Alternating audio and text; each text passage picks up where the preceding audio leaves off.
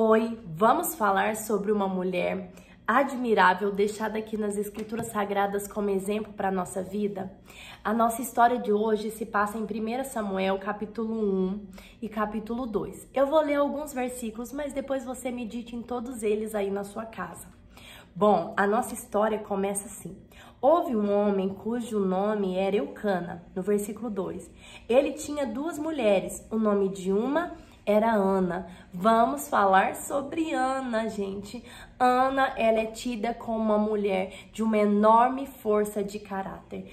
Um exemplo a ser seguido por nós, tá? Um exemplo para que a gente possa colocar em prática um caráter idôneo, a qual não é mudado de acordo com a circunstância. E é isso que nós vamos aprender aqui com a história de Ana.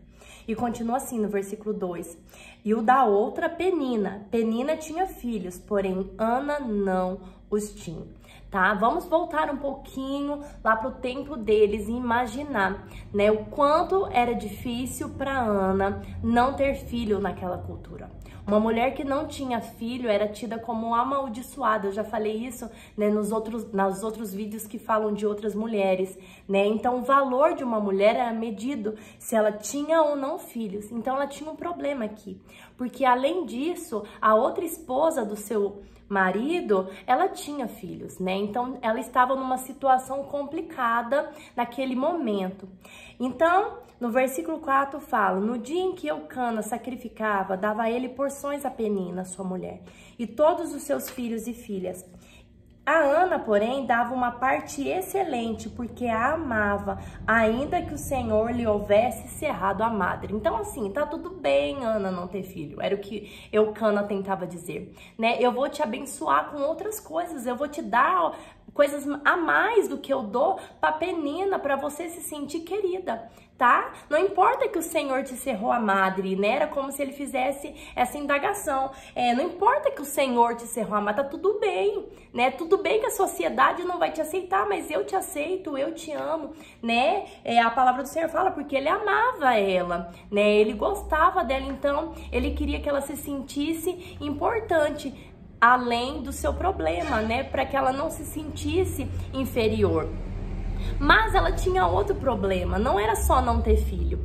No versículo 6 fala assim: a sua competidora excessivamente a irritava para embravecer, porquanto o Senhor lhe tinha cerrado a madre. Ela estava aqui numa disputa com a outra esposa. Tá? A outra esposa a provocava, a humilhava, né? Colocava ela para baixo. Então ela vivia esse conflito. Além dela não ter filho, que existia um conflito interno dentro dela, ela tinha que lidar com essa outra pessoa, provocando ela, irritando ela. No versículo 8 diz assim: então Eucana, seu marido, lhe disse: Ana, por que choras? Por que não comes? Por que está mal teu coração? Não te sou melhor do que 10 filhos? Numa tentativa de ajudar Ana, Eucana deixa ela muito mais para baixo, porque uma coisa não tem nada a ver com a outra. O que ela desejava era um filho, né? Ela ter um esposo que a amava era muito bom, mas ela queria ser abençoada com um filho também. Então, ele tenta ajudar, mas numa tentativa frustrada que não funciona.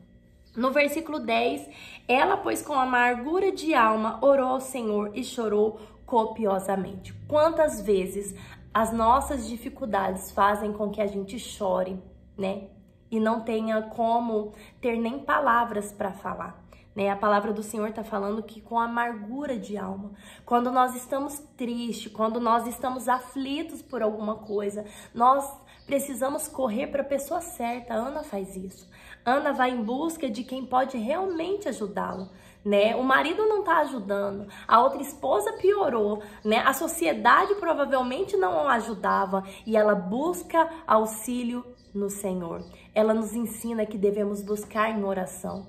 Ela nos ensina que devemos pedir a Deus aquilo que tem nos afligido, né? Nós devemos conversar com a pessoa certa, que é Deus, que pode responder às nossas orações. E aí ela continua assim, e fez um voto dizendo: Senhor dos exércitos, se benignamente atentares para a aflição da tua serva, de mim te lembrares, e da tua serva não te esqueceres, mas lhe deres um menino, o dedicarei ao Senhor por todos os dias da sua vida. E ela faz um voto ao Senhor. Ela pede ao Senhor que, se responder a oração dela, ela vai entregar essa criança para ele, né?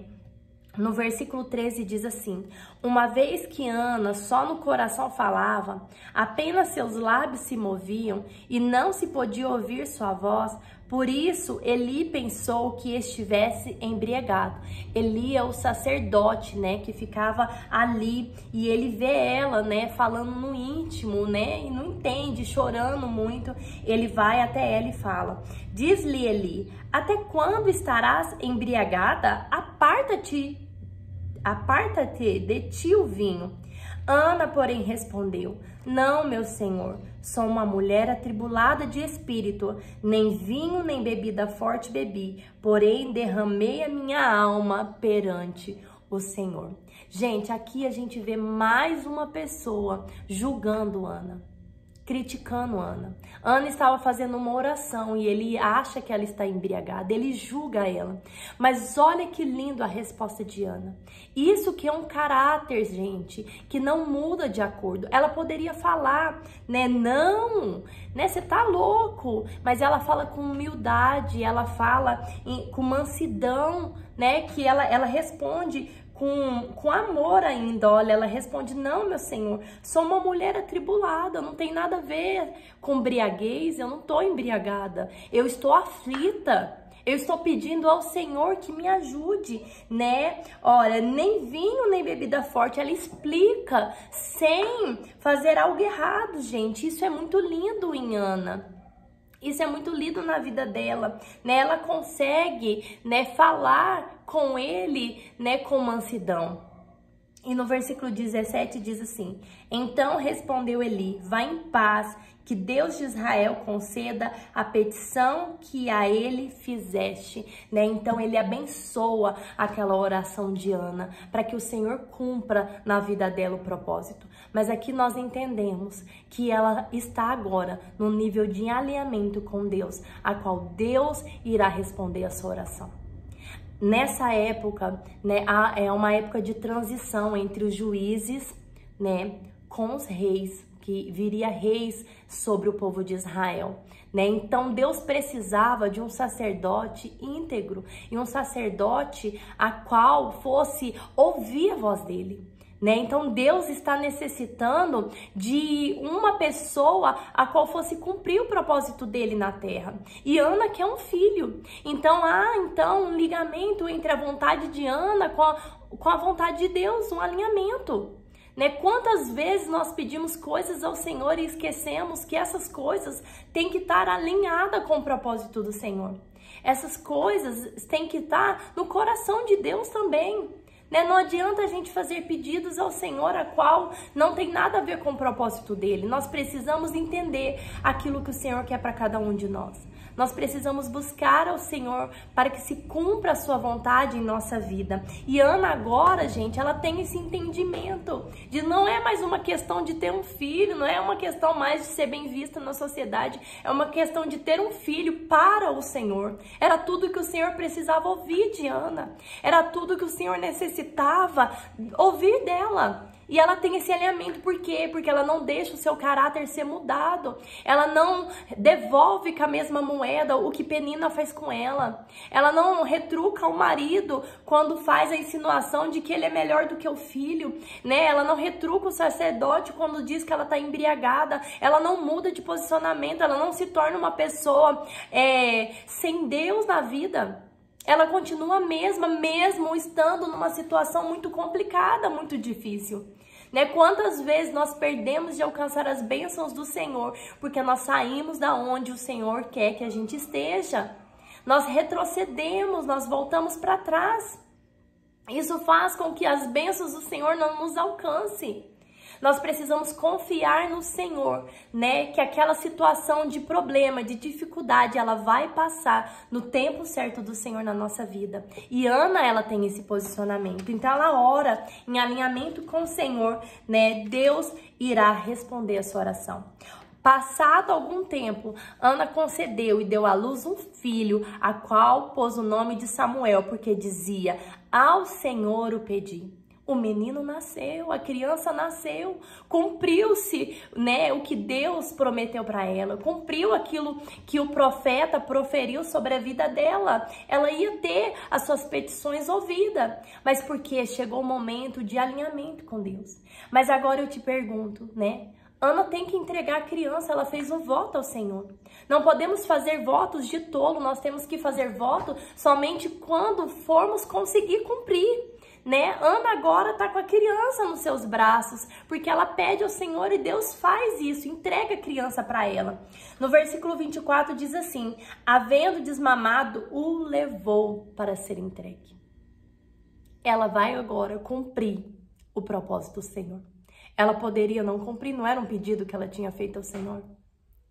Né? Imagine quantos anos ela chorou. Imagine agora ter seu filho em seus braços e pelo seu voto ter que entregar. Né? Como mãe, a gente se sensibiliza com a história, imaginando assim, nossa, ele não vai viver comigo, ele não vai acompanhar, né? Eu não vou acompanhar todos os momentos dele. Né? Eu tenho que entregar ele agora ao sacerdote para que ele cuide. Não que ela vai abandonar, porque a palavra do Senhor fala, né, que ela levava todo ano, né, uma roupa para ele. Quer dizer, todo ano ela vinha, mas ela não via ele o tempo todo. Ela não estava com ele o tempo todo, porque ela tinha feito uma promessa com o Senhor. Olha o caráter de Ana. A capacidade que Ana teve de entregar seu filho no tempo certo, depois de amamentar, ela tem que entregar a criança, né? Eu fico imaginando o que ela sentiu, mas ela sabia que ela precisava entregar o seu filho.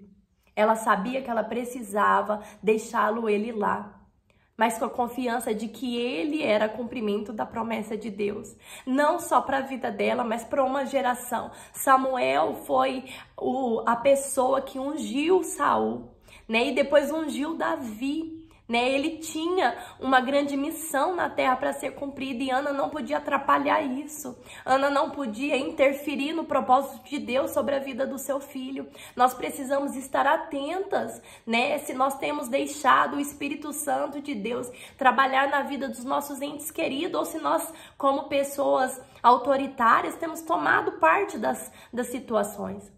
Quantas vezes nós precisamos deixar Deus agir na vida de certas pessoas e nós não deixamos, né? Ana deixa Deus trabalhar na vida de Samuel conforme ele queira para a vida dele, né? E a palavra fala que ela, depois de havendo desmamado, leva ele para ser entregue. Disse ela: ó meu Senhor, viva a tua alma, meu Senhor. Quando ela chega, né, até Eli, ela disse ela: ah, meu Senhor, viva a tua alma, meu Senhor. Eu sou aquela mulher que aqui esteve contigo orando ao Senhor. Por este menino eu orava, e o Senhor me concedeu minha petição. Pelo que também ao Senhor eu dediquei por todos os dias de tua vida, pois ao Senhor foi pedido, e eles adoraram ali ao Senhor. Que lindo, que maravilhosa essa história. Que lindo ver o agir de Deus, né, na vida de Ana. Esse caráter que não muda. Ela não mudou, né, para responder às pessoas e ela não muda diante de Deus. Ela não muda o seu posicionamento, né? Caráter é isso, é quando a gente não muda de acordo com as circunstâncias, nem quando elas são boas, né, nem quando as adversidades vêm na nossa vida.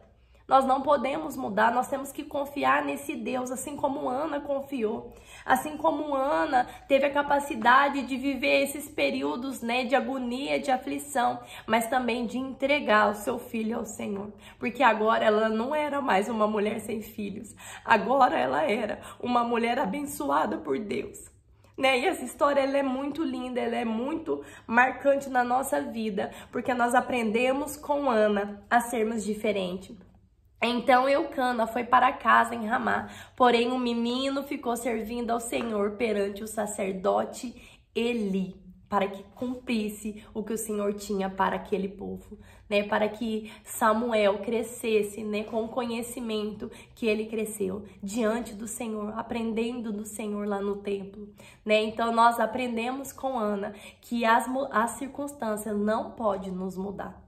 Nós aprendemos com Ana que independente do que o Senhor nos peça, nós temos que obedecer, né? Aquilo que nós prometemos ao Senhor, nós também temos que cumprir, né? Não faça voto de tolo. A palavra do Senhor fala: faça votos somente os que você for dar conta de cumprir, né? Não faça qualquer um voto, né? E Ana é esse grande exemplo para nossa vida, né? Que Deus abençoe a sua vida e que você entenda que você precisa se posicionar diante do Senhor em oração, que você precisa se posicionar, né? Não deixe que a circunstância muda, não vá para os ambientes, seja contagiado pelas coisas que estão à sua volta, né? Continue íntegro diante do Senhor, continue amoroso diante do Senhor, diante das pessoas. Não trate as pessoas, né, com diferente modo. Ame todas as pessoas. Ana consegue retribuir, né, a sua vida como oferta ao Senhor também, tá? Que Deus abençoe a sua vida, que Deus abençoe e até a nossa próxima mensagem.